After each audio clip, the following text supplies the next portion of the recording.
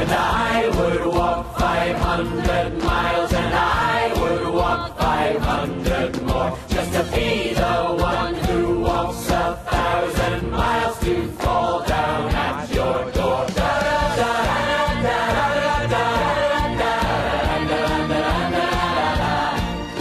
It's really a show that was developed a few years ago at Dundee Rep. They sort of put it on very successfully, sort of 3 years in a row. Got bigger every time, and then a producer went and saw it, a film producer went and saw it, and she optioned the rights, and then the writer developed the screenplay, and then that's when I came into things, and yeah, we've spent the last 18 months making it into a film. And so people get a sense of what it is. I suppose in a way it's a bit like the principle of Mamma Mia, isn't it? Where you have a plot line that then is you use the songs of the Proclaimers in this case to kind of work through the story. Yeah, I mean exactly. So the songs, you know, that were those pop anthems or ditties, whatever we call them, are used very much to sort of inform the characters and move the story along. So that those lyrics then become sort of integral to the storyline and very pertinent to the characters and their journey. It gives you a great excuse to have lots of fun.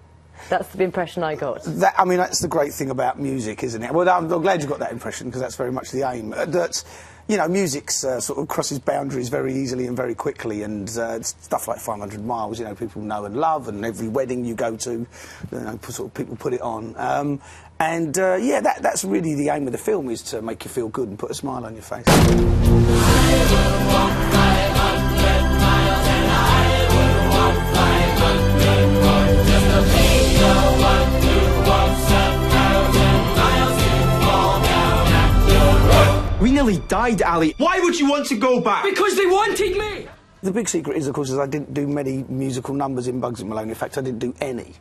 But my producers of Sunshine on Leith didn't know that when they started talking to me about directing the film. Oh, so you said you had huge experience? Well, I just didn't tell them. I said, oh, yes, yeah, that's because you were in Bugsy Malone, which I nodded along with. Yes, yes, of course, I know all about... But I have done musicals on stage, so... And people will know you, obviously, as an actor, primarily. Yeah. Is it, I mean, I know this is a bit of a hackneyed question in a way, but going the other side of the camera and telling people what to do and how you interpret it, is that tricky to begin with? Do you find it difficult, or does it come very naturally?